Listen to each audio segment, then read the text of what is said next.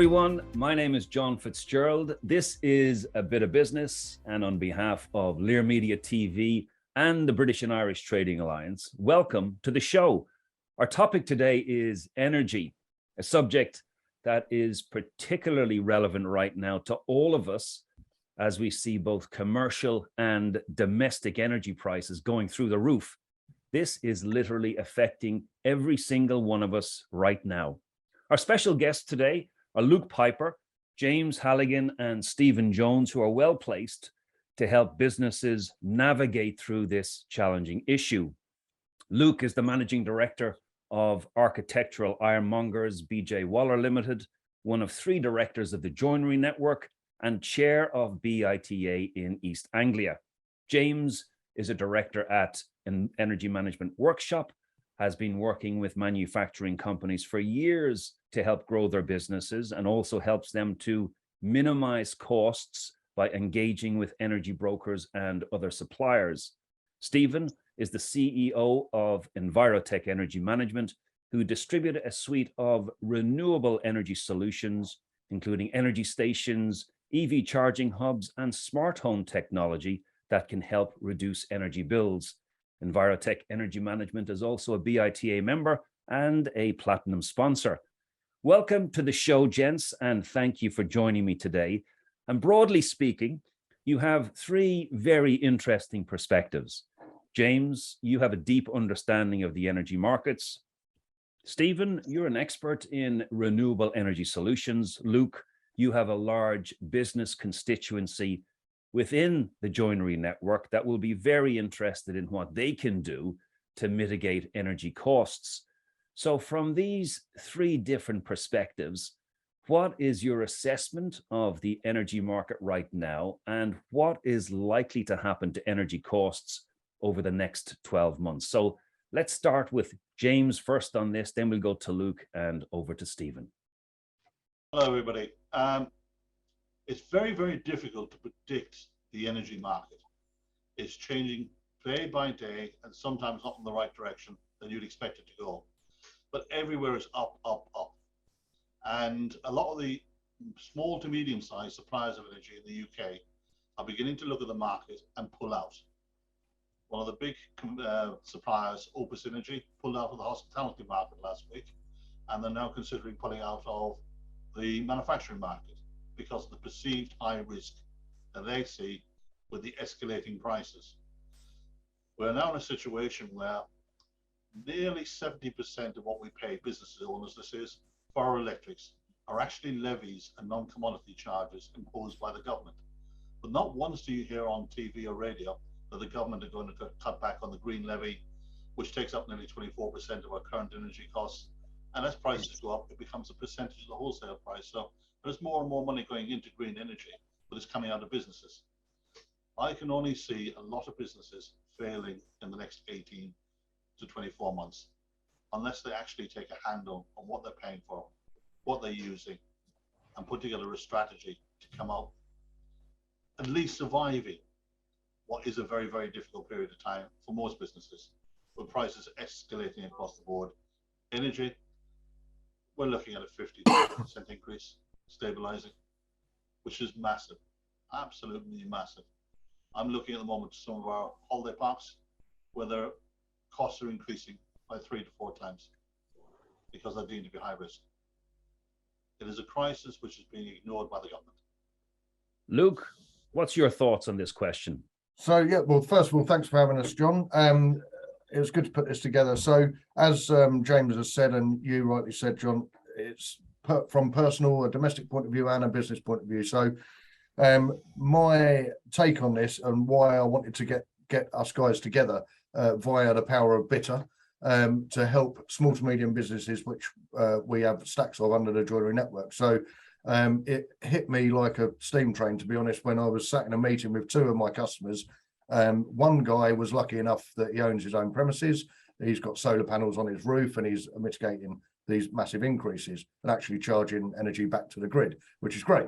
But not everyone's in that good situation. So the other guy had just actually secured a deal. This was some months ago now, on his energy price, and it had risen from £1,500 a month to £5,500 a month, which for a small business, month on month is a huge, huge problem. Now, a lot of my customers for BJ Waller, which are part of the joinery network, predominantly joinery manufacturers, are all going to face the same problem. And because they're so busy in their day-to-day lives, getting product out the door, this is always going to be something that's going to creep up and bite them on the backside if we don't get the message out there, because they're just too busy to look at it. So hence I wanted to get James and Steve involved via BITA to see what solutions we could do now, bring on board now and for the future. So that's where I sit with it. Okay, so James, I'm going to come back to you in a second because I want to dig into what Energy Management Workshop do on a day-to-day basis in a second. But first, Stephen, your assessment of what's happening right now in the energy market. Well, first of all, thanks for the kind introduction, John. I concur with James completely, and we do a lot of work with James. Got a great business that supports some of our customers with procurement of energy, gas, electric, water, etc., etc. I think the market is the market. It is what it is.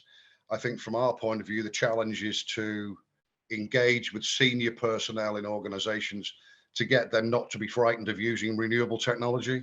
You know, it is disruptive. It is still, even though it's been around 20, 30 years, perceived as new, and that frightens people. And I understand that.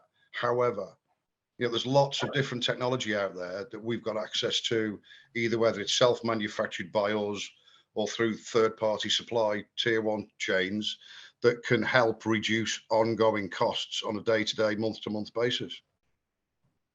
James, let's get back to Energy Management Workshop and give the audience a little bit of a flavor for what you do and how you do it, please. Most of what we do is brokerage and procurement. We will take a business to the market and try and get the best possible price for them, usually from a panel of about 30 to 35 suppliers. That has dwindled down dramatically in the last year as smaller suppliers either step outside the market or become insolvent. And obviously we lost Gazprom as well, which is a big player, the Russian supply company. We typically reduce the cost of energy by between 10 and 25% for businesses. In certain sectors, we can reduce the cost significantly more due to the risk factor that's applied by some suppliers to specific industries. For example, the construction industry, new builds, especially on the commercial side, and even on the residential side, the price charge can usually be up to 200% of the market rate. And we can slash that quite easily. We're probably the only company in the UK that actually specialises in that sector. It's getting harder and harder because of the risk people are perceiving next year. The energy companies we've got to realize are buying energy at higher prices than they're currently selling to most of the market. When they entered into a contract maybe 2 or 3 years ago with a company, it would have been the price they'd agreed with a wholesaler at that time, and now 2 years down the track, that they're paying 2 or 3 times more than they're actually receiving from the customer. The market itself will get tighter and tighter as businesses incur additional costs. And I think we're also facing a very, very difficult winter. At the moment, we're importing a significant amount of energy from Norway, which is hydro produced, and we're actually selling some of that to France, believe it or not, at a little profit. And France are all nuclear based, but 50% of the French nuclear plants are either being repaired, on the review, being reconstructed, and there's been very little rain in Norway, so they're not producing the energy. And on the other side, we've got France, our other big supplier, has got half its nuclear capacity laying dormant. What we do hope is that before Christmas, some of those nuclear plants come back on board again to replace what's inevitably going to happen. Norway are going to pull the plug, and we won't be able to get the supply from Norway. And I'm afraid those in power are actually just sitting back praying that the reopening of the nuclear plants in France will coincide with the Norwegian government saying no more sales. Luke, coming back to you, when you speak to your joinery network members, what are they most concerned about right now? And clearly, energy costs must be at the top of the list. Yeah, so the guys that have got their head out the sand and actually had a look at this are obviously extremely concerned. They do feel that there's nowhere for them to go, hence why we're all here today. So, business is difficult enough as it is, but the good thing about the industry in general right now is they are all busy. They've all got order books longer in advance than they've ever had before, which is a great sign. So they do need to get their head up above the parapet, if you like, and start talking to the likes of Steve and James or others, and use this advice that they've never had the need for before. I guess it's paramount they do it. So James, we have a solution on one side where you're interacting with brokers and negotiating preferred rates for joinery network members or your customer base. Stephen, what about from the EnviroTech side? Where can EnviroTech help some of these joinery network members and the SME business community in general? I think there's lots of ways, John, to be honest. Working hand in hand with James and understanding what the client's issues are, short-term, medium-term, and long-term. It's okay, rocking up to a factory and saying, "Oh yeah, we can put some solar on the roof." It's not just about putting solar on the roof. That will help, but it's about understanding what the issues are going forward. You can put solar on the roof, but if you've got a factory unit that is poorly insulated, and therefore your heating bills are going to continue to rise through the winter, then the solar might not even mitigate half the cost, might not even mitigate any of the cost. It's about looking at different types of technology. We build energy stations and EV hubs and crane cubes for the construction sector. What that actually means is you're using nighttime tariffs to charge the physical product and then using the energy stored during the day when it's at its most expensive. Now, on top of that, if you look at developers who are building houses, houses today are built pretty well, I think, and pretty well insulated. But again, you've got to look at other technologies, solar, battery, thermodynamic hot water, EV charging for your cars. It's a smart home package that's run by a piece of software. If you add all that onto a new build, number one, your EPC rating will increase. And number two, the value of the property will increase because you're mitigating the energy costs for long term. This isn't a short-term fix, as James already said. The market's not going to change at least the next 24 months, maybe longer. So we have to work with people, work with them is the phrase that I would use, to understand what journey we can take them on to mitigate their ongoing energy costs. As Luke said, what if a factory wants to grow? These guys have got loads and loads of work. They might think, well, I'd love to put another bit onto our factory, but then they go, not quite sure we can afford the energy to heat it or light it or run it. Well, again, understanding what technologies are available, and there's lots out there, and it's not just us, there's lots of healthy competition out there, but we want to work with people for the longer term journey. And I think, understanding what the journey of the client is helps us to understand what technology will work for them. So we're talking about really taking quite a strategic view about a business. And Luke, what action would you like to see your joinery network members taking on the back of this conversation, where you have James on one hand, who can help negotiate sensible or more competitive tariffs on energy? You have a company like EnviroTech that can provide a tailored suite of solutions for a business to sort of mitigate some energy costs. So what would you like to see happen now with your joinery network members? Well, John, I'm glad you've asked that because with the partnership of Steve and James, so what I'd like to see us achieve as BITA members, which the joinery network are also part of BITA, I want the power of BITA to come through. So as we've discussed with James, what we'd like to do long term is actually create what I'm going to call, probably wrong terminology, but a buying group for energy, so that James can engage with all of our members and get their start and end dates in line over time. This is not a short-term solution, but it is a essential solution and a very sensible one given what we're going through at the moment. So if we get the start and end dates of as many joinery manufacturers together at the same point, James can go to market with a massive load of energy as a buying group and secure the best deal for that whole group. In conjunction with what Steve does, obviously, not only can we get the very best deal for energy, but we can provide very good solutions going forward to enhance what James can achieve with just the deal on energy. So that's what I'd really like to come off the back of this, is get people engaging as a collective with these guys to help themselves long term. So what's the specific action you're looking for then, Luke? Is it to reach out to James and Stephen? Is it to reach out to you directly? Because this sounds like a no-brainer to me, given the crisis that businesses are now facing. Absolutely. So we need to get James and Steve on board with the joinery network, introduced in to all of our manufacturers and outside the joinery network.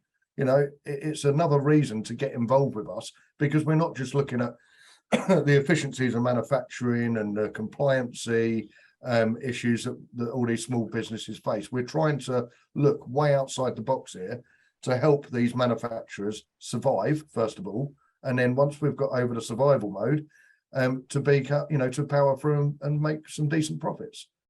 James, some folks watching this will be thinking, oh my gosh, here we go, more work for me to do. What is involved if a business wants to engage with you, and how much work actually is required? Very little. I can vouch for that. It's a simple letter of authority and a copy of the most recent bills, and we then start monitoring the market on behalf of clients. It might be 6 months, 12 months, 18 months down the road that they need to renew, but we start working immediately. We can renew contracts up to 12 months in advance if we think the opportunity is there to keep the prices low. So it's a case of phoning up the FD. Can you give James a copy of the latest invoices for our energy supplies, and a simple one-liner providing authority for us to speak to the existing suppliers and to enable us to go and speak to the other suppliers in the market. And then we take care of that from there on in. Luke, what's your single message to your joinery network members here based on this conversation? Don't leave it any longer. Don't leave it too late and then realize, wow, my prices have increased by X percentage. Do something about it today and save yourself the pain. Stephen, your single message to the audience listening today in relation to this and taking action? My single message is what we've been talking about. It's like James said, from our point of view, the principle of putting a group of organizations together to give you purchasing power is the same from our side. So if we're buying a megawatt of solar rather than 100 kilowatt, then everybody gets the advantage. And that can be the same across all technologies. What I would say is, from our side, it's almost as simple as James. We would use the same utility bills that James has got. We would like to understand where the energy is being used in each business, which is relatively straightforward. And then we'll do all the work. And we'll come back with a proposal that says, if you do this, that's what will happen. And then it's in priority order. Where are the quick wins? Because people need quick wins, but there's a longer game to be played. And all I would say is, don't be frightened of technology. Don't be frightened of the words renewable energy, which people still are. We're here to help. We're not here to do anything else. I think the message is clear, gentlemen, for the audience. If you embrace the technology, engage with Energy Management Workshop, you will end up saving money on your energy bills. And who doesn't like the sound of that? I think that's an excellent place for us to stop the conversation today. Guys, thank you so much for joining us at a very timely moment to help some of these businesses in BITA and in the joinery network mitigate their energy costs. Ladies and gentlemen, this has been A Bit of Business. My name is John FitzGerald. Thank you all so much for watching.